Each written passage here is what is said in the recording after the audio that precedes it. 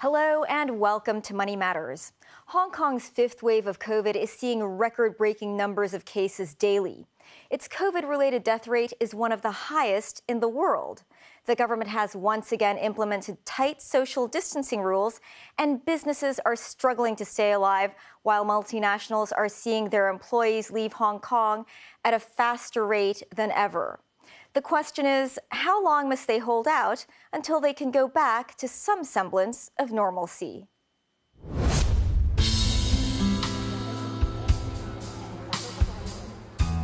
Hong Kong recorded a net outflow of over 71,000 people in February alone.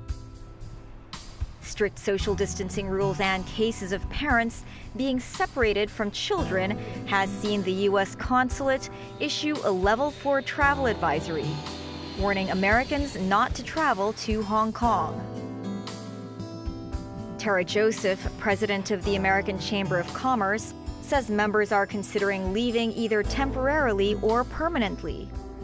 For those with children, they're very invested, both financially, but mostly in terms of building a future for their children in the education of their kids. And the last few years have proven very, very difficult. And wondering when this is going to end adds to a lot of stress. And so some people are really putting that front and center of their decision making. Since 2020, Hong Kong has had some of the strictest quarantine measures for arrivals. As the rest of the world starts to open up and live with COVID, Hong Kong continues to seal itself off from the rest of the world, pushing its zero COVID policy. And now a mass testing looms over its residents. We've already had long-term pain. If there is short-term severe pain, there needs to be a sense of what is the light at the end of the tunnel? What are we trying to achieve? And how will we get back to business? Because Hong Kong at some point really needs to get back to business to be a premier financial center globally. And Hong Kong's local businesses continue to struggle. Government statistics show the unemployment rate increased to 6.2% from November to January this year.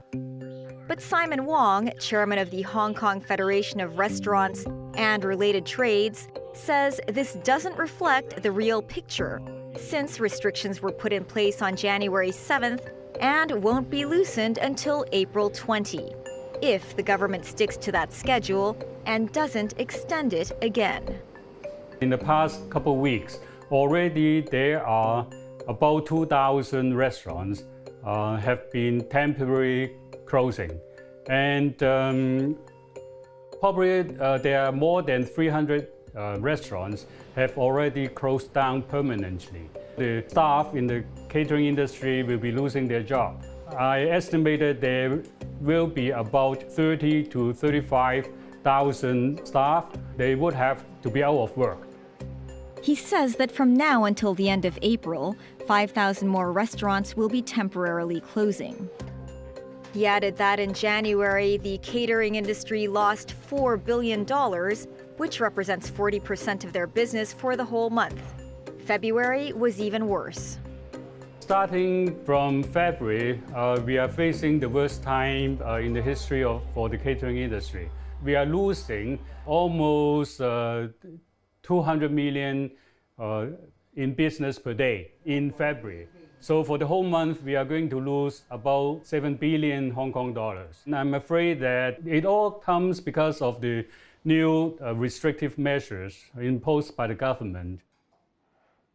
The restricted hours of 6 a.m. to 6 p.m. have put a number of restaurants out of business, both last year and again this year.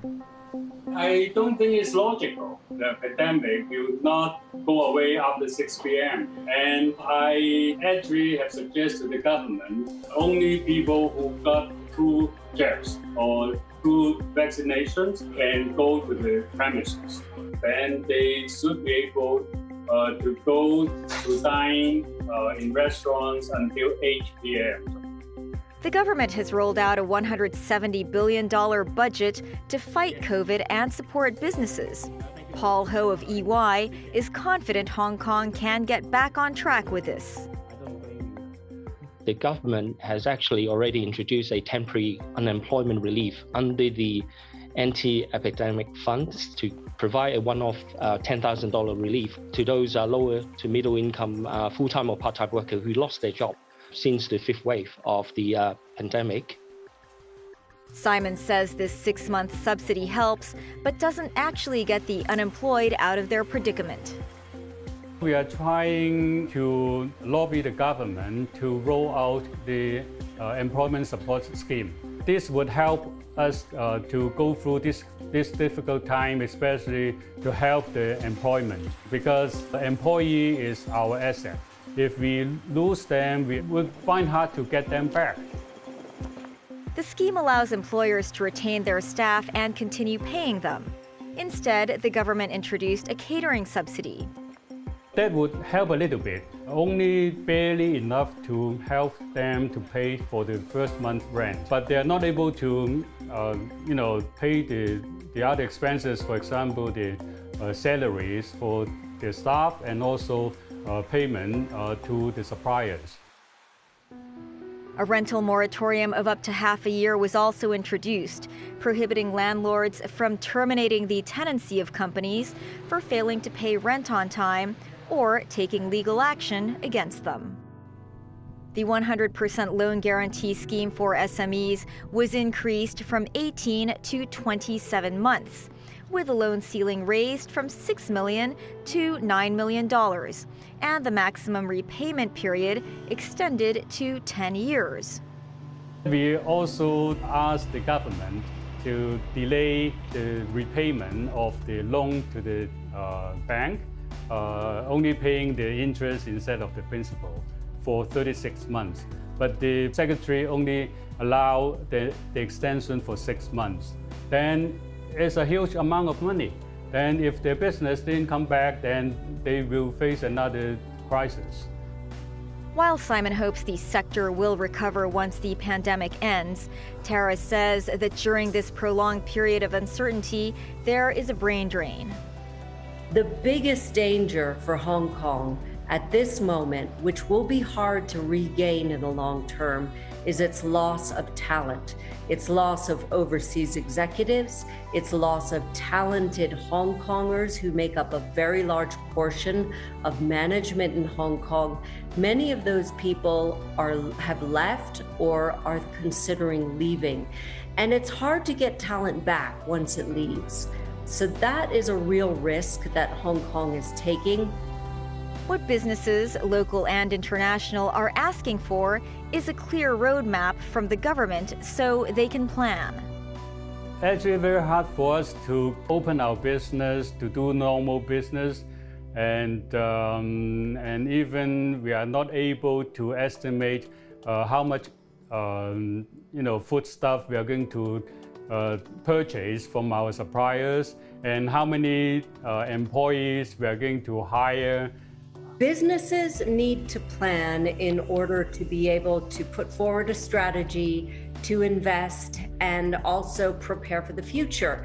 And with no set KPIs or plan or transparency about what the end game is, it makes it very difficult for people to plan.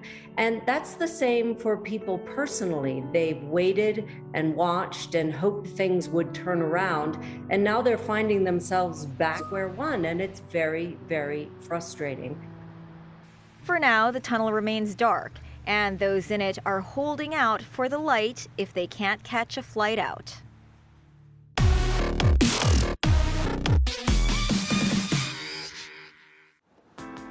Russia's war in Ukraine continues to push global oil prices higher, with Brent crude headed towards $140 per barrel. Energy markets were not reassured after Russian President Vladimir Putin warned Ukrainian statehood was at stake in the conflict. The Biden administration is also considering whether to prohibit Russian oil into the U.S.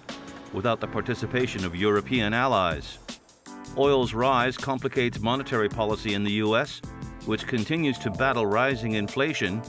In China, higher energy costs could thwart Beijing's efforts to to stimulate a slowing economy. Retailers Nike, IKEA, and Mango have announced they will shut down their stores in Russia.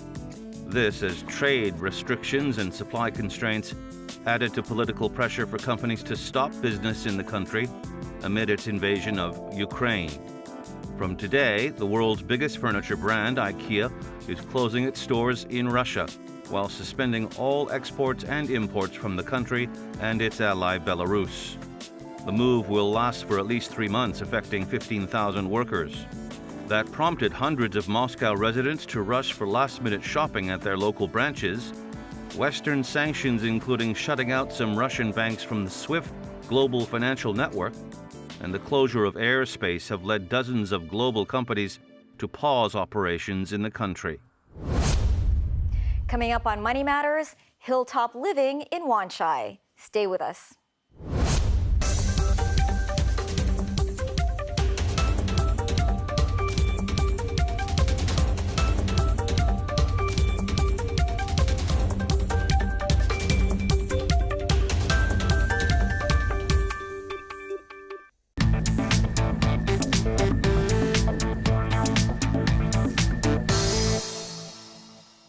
Welcome back to Money Matters. The government has raised its mortgage cap on higher-priced flats, hoping to prop up a weak market hit by the latest wave of COVID infections. But prices continue to edge lower. Alice Kahn reports that bargains can be found in a small neighborhood in a hilly area of Wanchai. Last week, we visited a redevelopment project in the heart of Wanchai, but some may have found the location a bit too busy. So we went uphill, and just 10 minutes away from the noisy streets is the quaint Star Street Precinct neighborhood. It is composed of narrow, pedestrian-friendly streets with small pubs and boutiques. It is a favorite area of expats. I feel here there is more of a mixture of, it's maybe a little bit more. There's more foreign things here, which appeal to me because I'm an expat. Back in 1842, when the British came to Hong Kong, it was a poor area. In 1845, Catholic churches, including the Canossian Sisters, built houses for the underprivileged locals and expatriate Catholics in St. Francis Yard. It was the first area in Hong Kong to have Catholic residents. Since the end of 1999, Swire Properties developed residential and commercial projects in the precinct, followed by other developers. Property agent Lily has seen how the prices have changed in the neighborhood. 20 years ago, the price over here is around 4,000 to 5,000 something. But you know, the old building now is around 20,000 per square feet. Because you see the new building in the Star Street, average price is almost touch 40,000 per square feet. However, due to the worsening pandemic, overall local property residential prices dropped by 1.14% in January. For the whole first quarter, we expect that the home price will drop by 3% or even more. That means it will eliminate all the increase in last year. In Wanchai, flat prices have fallen by 5 to 10%. We've decided to take a look at this 25-year-old standalone building in St. Francis Yard. It offers 44 apartments with sizes ranging from 324 square feet to 341 square feet. As of mid-2019, the average transacted unit price reached $28,000 per square foot. Now it is down to around $22,000 per square foot. The unit we explored is a 324 square foot studio flat. The owner reduced the asking price from $7.9 to $7.6 million. Is it a bargain at that price? Is original layout? No, it's not the original layout. Really? Then what did the owner do? The owner, actually, you see this part, original layout is 1 bedroom. It's only 50 square foot. And he want to put the king size bed into the bedroom. So you lock down the wall, move bed, make it in the closet, and you see this area, they make this sleeping area, a king size bed here. And then you see he make a living area with a double sofa here and make it more spacious. There isn't much space around the bed. At the foot of the bed is a two-seated sofa. Then, Lily, this is a living area. Then Yes. Where do we put a dining table? If we put a dining table here, it will be very cramped then. Yes, I'll show you the dining table. So we come here. So this is the dining table. So, but the dining table is make use of the bay window.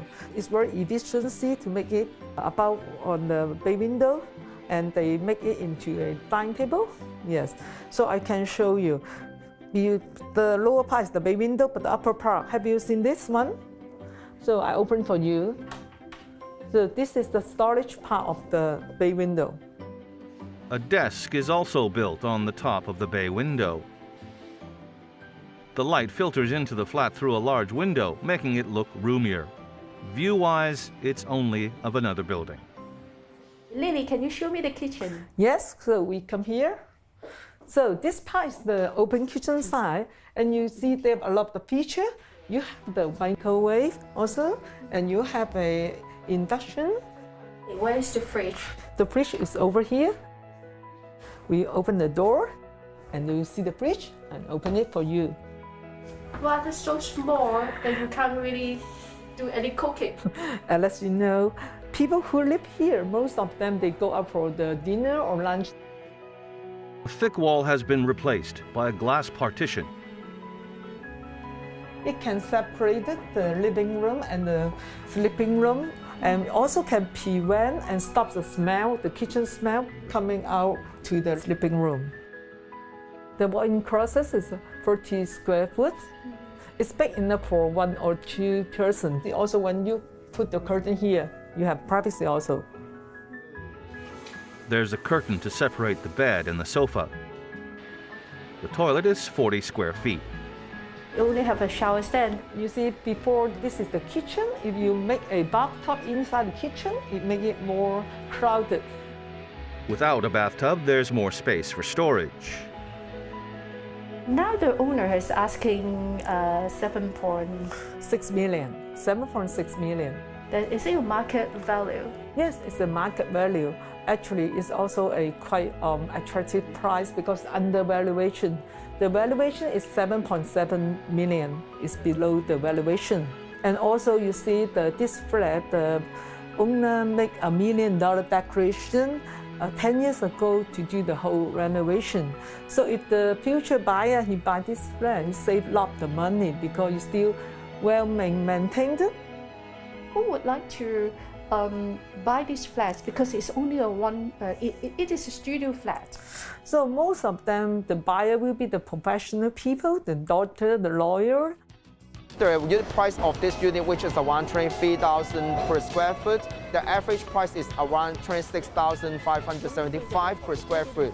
So compared to the newer developments in the district, actually the home price of this unit is relatively lower. In case which is for a couple or for an individual, I think such type of the unit is still welcomed by quite a lot of the renters. He says professionals would enjoy living so close to public transport and the shopping at the nearby malls and high streets. Currently, 40% of the owners in this area are long-term investors, as the rental yield is high at 2.5%. The rental market here is very good. I can rent it out very quickly. Tenants are good. The rental market fare better than the other area. For a 300-something square foot flat, the monthly rent could fetch $17,000. The 200 square foot flat can be leased out at $12,000 to $13,000. Upcoming development will be the Hopewell Center Phase 2. Even though we have no idea when will be the completion of this mega tower, but we will expect that upon the completion of this mega tower, there will be quite a lot of the, say, commercial activities in these areas. So this will also attract the renters to move into Wanchai. Also, the Shatin Central train link, once completed, is likely to bring in more investors and tenants to Wanchai.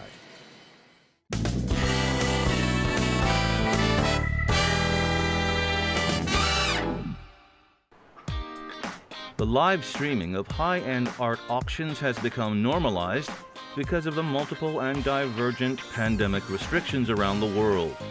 These artworks will be sold during Christie's new streaming sale format, still called the evening sale, but it now has to accommodate multiple time zones to reach more bidders.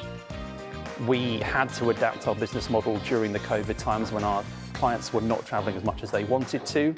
And now we're just extending that even further. So the sale will be live streamed starting in Shanghai with 20 lots there of Impressionist and modern art and very contemporary art, and then seamlessly coming across to the sale here in London, but also with colleagues of ours in Hong Kong and New York also live streaming their bids and working with their clients as well. So it's a truly global effort representing a truly global art market at this time. The sale is twofold, with one part focused on the 20th and 21st centuries, and another on surrealism. Gill's personal favorite is The Foxes by Franz Marc from 1913. The rare painting is hung by itself in a very dark room, which makes its bright colors pop even more. Marc was living in Germany in 1913, described as the fulcrum of the modernist movement. He organized exhibitions and artistic dialogue. Other highlights include a piece by George Braque and another by Marc Chagall. Also in the sale is a room full of surreal work such as La Fenêtre Ouverte by Pablo Picasso. The painting revealed his secret relationship with a French model. And Marie-Thérèse is still a total secret. So she is in the painting on the right-hand side. She looks like a totem, and he is on the left-hand side in the shape of an E for Espagnol.